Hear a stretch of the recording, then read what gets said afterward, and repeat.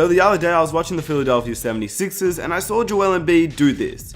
He hit his own hand and dislocated his finger, and then apparently that injury alone has now made him unavailable for the next 2 weeks before he gets re-evaluated by the 76ers as he needs surgery on his hand. He obviously really could not have prevented that injury, that was pretty unlucky, but these injuries that you're going to see in this video are injuries that probably could have been prevented. So in this video we're going to be looking at 6 of the dumbest injuries that have happened to players over the years. And what are the dumbest injuries that have happened to NBA players outside of the game? Because obviously you can't help what happens when you're playing in the game. Joel Embiid obviously didn't mean to hit his own hand and dislocate his finger. So an injury like that would obviously not go in this video, as that cannot have been prevented. And I'll be 100% honest with you, I'm not sure if I believe all of these injuries are true. I think some of them are so dumb that they're almost a cover up for something else that was nearly as dumb, or even more idiotic than the story that came out. Like, some of the injuries you're going to hear on this video are just crazy, and most of them are not even that bad. Players just missed 1-2 games, which leads me to believe there probably wasn't a massive injury that happened, but some of them are career ending, so stay tuned. But if you enjoy these types of videos, it's a bit of a random one, but on this channel we cover all sorts of NBA news, trades, games, anything. So in this video we're going to look at injuries. With that said, if you enjoy these types of videos, be sure to hit that like button. Let's see if we could reach 1,000 likes for the next video. It takes 1 second of your time and it really helps me grow, so I would appreciate it. If you're new around here and you enjoy NBA content, why not hit that subscribe button? Hit the notification button so you get notified whenever I post. And with that said, let's get on to the video. Number 6. Andrew Bynum injured his knee bowling while rehabbing his other knee that caused him to miss so many games. Because he always knows enough, Skip Bayless. He always has the answers. And so when you're going out there bowling, and for those of you who may not know something about bowling, see, a bowling ball is kind of heavy. And understand something like that. It might not be heavy with somebody with these big Goliath hands like Andrew Bynum, but what happens is that the bowling ball that you hold with your finger, with your 3 fingers, okay, and you go down there, I'm surprised he didn't say he hurt his wrist. He actually hurt his knee, but he said this, okay? So you go out there and you got to walk down that aisle, and then you got to bend down. You got to bend down. You don't stand straight up, Skip Bayless. You got to bend down. You've never walked down any aisle. You understand what I'm saying? You're right about that. Yeah. And I don't intend to anytime soon, but here's the deal. What I'm trying to say to you is this. You got to bend down. You got to bowl that ball down the road. And what happens, Skip, is this. It actually requires you to bend your knees a little bit. The very knees that have been hobbling Andrew Bynum. But no, it's not going to have any effect on my knees whatsoever. This is Andrew Bynum. Andrew Bynum was signed by the Philadelphia 76ers in a 3-team trade, allowing Iggy to go to the Denver Nuggets, Dwight Howard to end up going from the Magic to the Lakers, and Bynum ended up going to the Sixers. Bynum was a very good player in LA.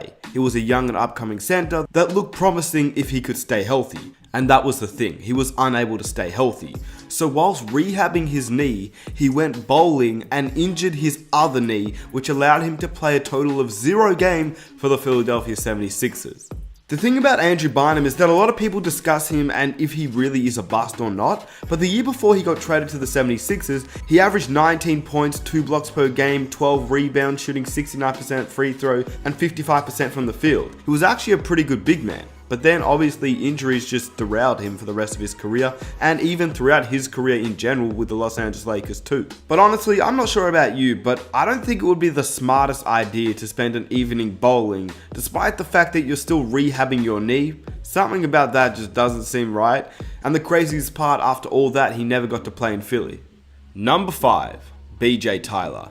BJ Tyler's story is one of the craziest stories I think I've ever heard.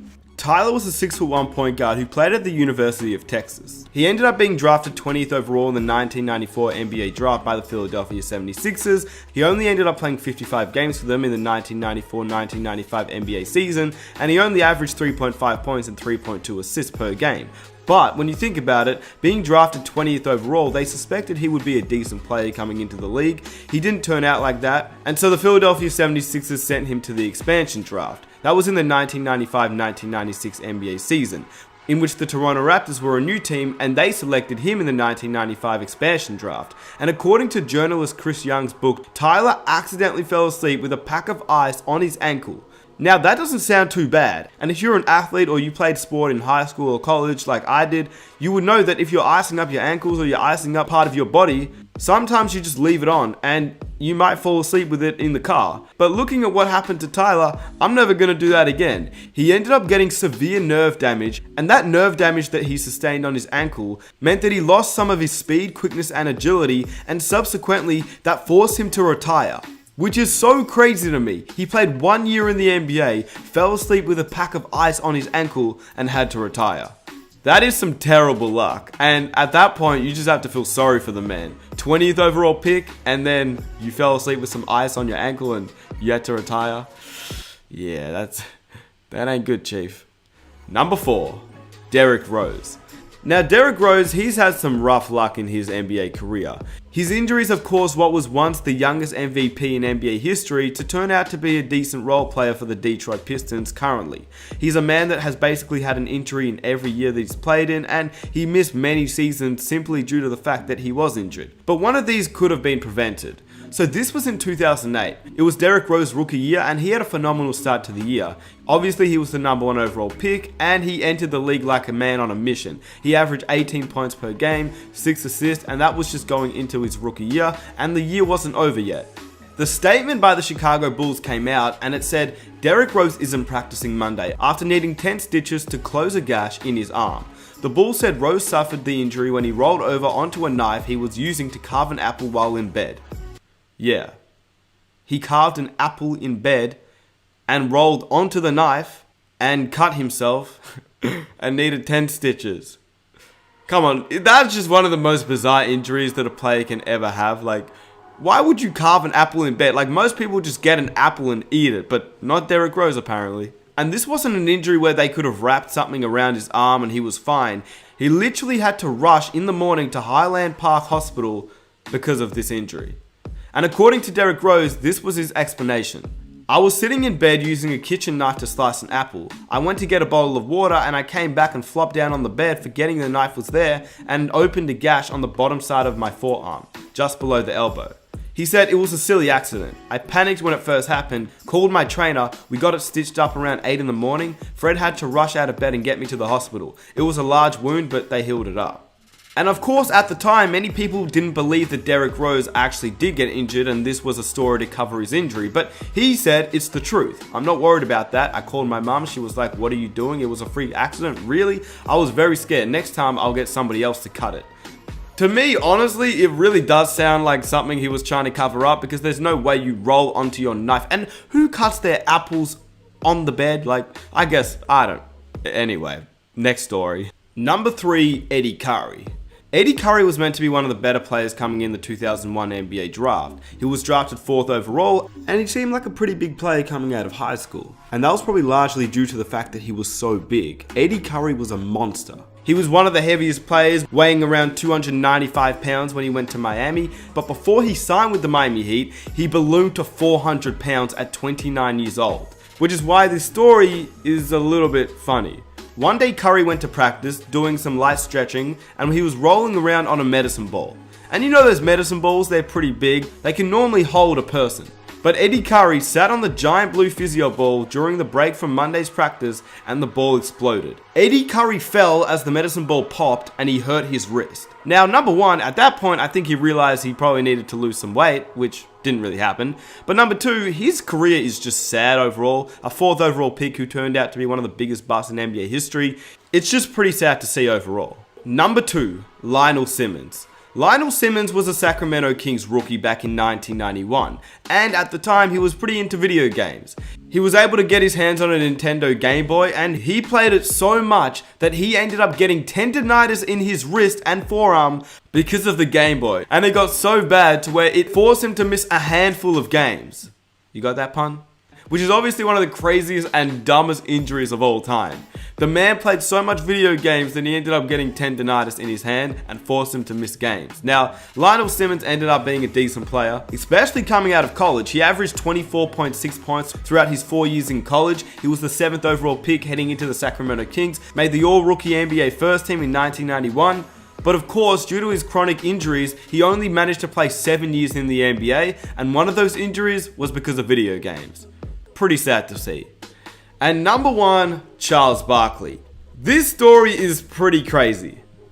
And also, because I think we all know Charles Barkley and how crazy he was back in the day, I think this story may have been a cover-up, but maybe not. Obviously, I don't know, but this was the story. Back in 1994, Charles Barkley burned his corneas when he apparently rubbed body lotion into his eyes during an Eric Clapton concert, and that caused him to miss the season opener. Charles Barkley had to wear eye patches for 12 hours, and he actually did travel with Phoenix, who would play Sacramento for the opener, but his coach Paul Westphal told him he would not play. The team doctor at the time, Richard Emerson, said it was a chemical reaction to a type of lotion that he uses. I wouldn't anticipate it'll reoccur because I don't think he'll use that type again. I don't know about you, but that whole story makes me question what Charles Barkley was actually doing and what really caused him to miss that first game of the season. Maybe he really did rub body lotion during an Eric Clapton concert, but something makes me question that story. To go back a ways on this one, we're going to opening night 1994. Opening night? Opening night 1994, and we actually have some TNT coverage from that night. It's for real. Oh my God. It's early. 12-9, Sacramento has the lead over Phoenix. Charles Barkley, of course, not playing after getting that hand lotion or body lotion in his eyes at the Eric Clapton concert. What's the story to tell? Barkley's vision won't be impaired for long, but he probably thought his eyes were playing tricks on him tonight because the Kings were rolling. There's Charles sitting this dance out. Boy, did they need him. So it was Rod Thorne with me in the studio. That's Bob Lorenz. Dude, Yeah, you had lotion in your eye and you couldn't play? No, dude, the wasn't hand lotion. when did you Kenny, put wasn't hand the lotion, lotion? Why were you at a concert with lotion? Exactly. Yeah. it was on my I know hand. why. But why? Wait, no, not it was on your hand. Yeah, I was scared to can't There's a see. story I can't behind that. No, dude, I was rushed to the hospital that night. I No, we couldn't want see. to know why. You were rushed to the hospital from the concert? No, yeah, when I got home, I couldn't see. I had to call. I couldn't see. Y'all joking around, man. I was blind. I was blind for like 3 hours, Ernie. No, I'm trying to figure out, like, They had to Yeah, know what you things do on with my lotion eye. at a concert? Hey, man, I'm telling y'all. Oh, yeah, it wasn't that good. Y'all haters, man. Yeah, it wasn't Y'all that some no, but haters. Shaq, I'm just trying to figure out, like, Yeah, let's why say you you had a concert. You're like, hey, oh, yeah. Yeah.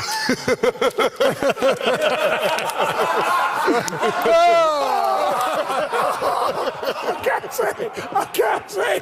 Who does that? In the end, let me know what you think. Let me know what you thought about all these stories, and let me know if you found any other NBA stories that you think were really weird and dumb NBA injuries. If you enjoyed the video, it was a bit of a weird one, but if you did enjoy it, please leave a like to show your support. Subscribe for more NBA content, and I promise next video it will be an actual NBA video. With that said, hit the notification button if you want to stay updated with all my new videos, and I'll see you guys next time. I'm out. Peace.